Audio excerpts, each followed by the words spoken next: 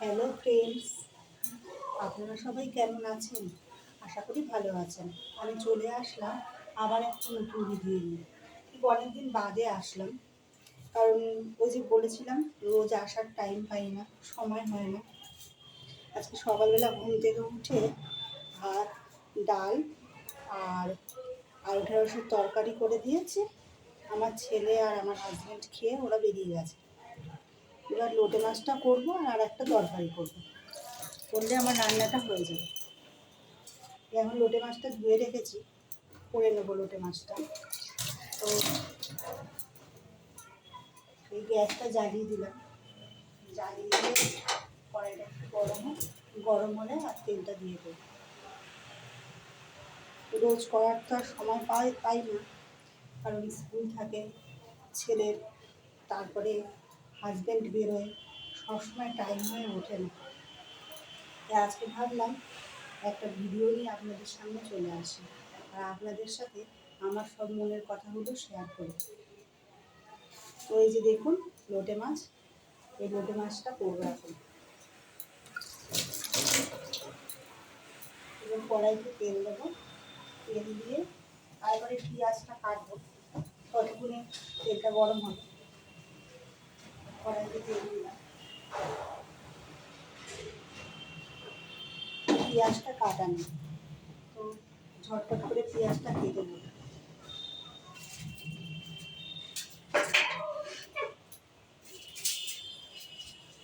পেঁয়াজটা কাটছে আর আপনাদের সাথে কথা বলছি। পেঁয়াজটা কাটার সঙ্গে সঙ্গে যদি আপনাদের সাথে বেশি কথা বলি তাহলে আবার আমার হাতটাই কেটে যাবে।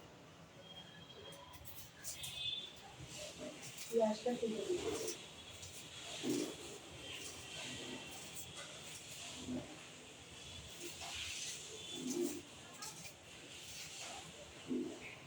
পেঁয়াজ কাটা হয়ে গেছে, কাটা করে তেলটাও গরম হয়ে গেছে।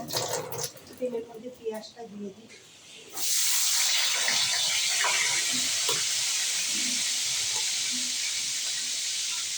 খুব নর্মালভাবেই রান্না করবো, কারণ খুব আবার তেলের জিনিস আমার হাজব্যান্ড খেতে চায় না, আর আমিও খাই না, কারণ আমার একটু সমস্যা আছে, গ্যাসের সমস্যা।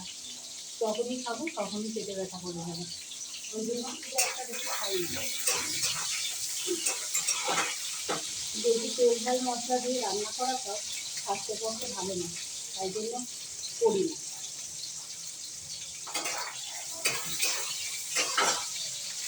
তারপরে আবার আমার ছেলে আছে, একটু ছোটো, বেশি ঝাল দিলেও আবার একদম খেতেই পারে না, বুঝলেন তো। ওই জন্য যতটা পারি একদম ঝাল ঝাল কম দিয়ে করার চেষ্টা করি। তো আবার সব কাজ করে রান্না করে আবার ঠাকুর দেওয়া আছে, ঠাকুরটা দেবো। আমাদের নিচে একটা মন্দির আছে, এই মন্দিরে পুজো দিতে হয়। পুজো দিয়ে তারপরে আবার ছেলেকে আনতে যাবো, ছেলেকে নিয়ে এসে আবার ওকে ঘুম পাড়িয়ে পড়াতে নিয়ে যাবো। এই সারাদিনে মেয়েদের কাজ যেন চলতেই থাকে, কিন্তু এই কাজ করার যে কত মজা তা আপনাকে বলে বোঝাতে পারবো না আপনাদের। আমি জানি না সবার ভালো লাগে কিনা, তবে আমার ভালো লাগে। কারণ একটা সংসারে ছেলেকে নিয়ে যাওয়া, পড়াতে নিয়ে যাওয়া, তাকে পড়াতে বসানো, আর দিনের শেষে মা বলে ডাক শোনা, এটার জন্য সবাই ব্যস্ত হয়ে ওঠে।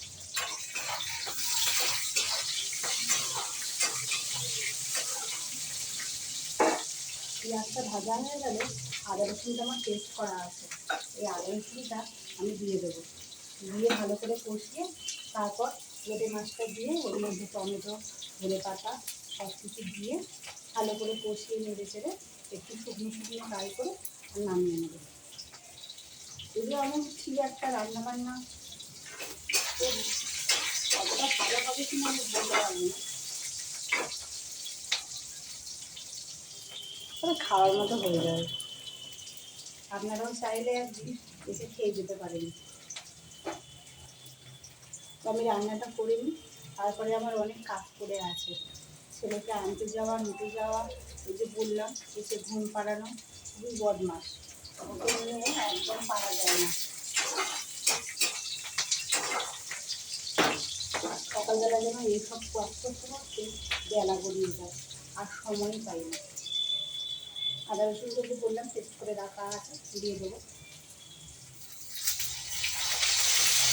দিয়ে ভালো করে কষাবো।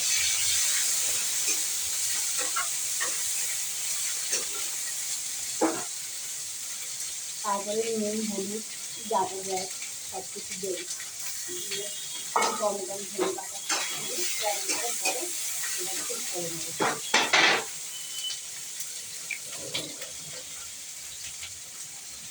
তো চলুন আমি রান্নাটা করে নিই, নাহলে আবার কথা বলতে বলতে বড্ড দেরি হয়ে যাবে, তখন আবার কাজ করা যাবে না, তারপরে আবার ছেলে স্কুলে ছুটি হয়ে যাবে, আমি আর আনতেও দিতে পারবো না।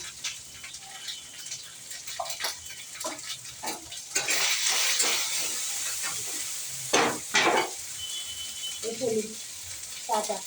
আপনাদের যদি ভালো লেগে থাকে তাহলে আপনারা লাইক কমেন্ট আর সাবস্ক্রাইব করে দেবেন। আর আমি খুব একটা বেশি সময় পাই না আপনাদের কমেন্টগুলো পড়ার জন্য, তবে চেষ্টা করি। আর যখন কমেন্টগুলো দেখি তখন আমার ভালোই লাগে, আমার খুব একটা খারাপ লাগে না। আর সবাই ভালো ভালোই কমেন্ট করে, আমার ভালোই লাগে করতে, কারণ ব্লগে নতুন তো, আর যতটা পারি রিপ্লাই করারও চেষ্টা করি। তো এবার লোকে মাছগুলো ছেড়ে দিলাম। তো আমি রান্না করতে থাকি, আপনারা সবাই ভালো থাকবেন, সুস্থ থাকবেন, আর পারলে চ্যানেলটাকে সাবস্ক্রাইব করে দেবেন।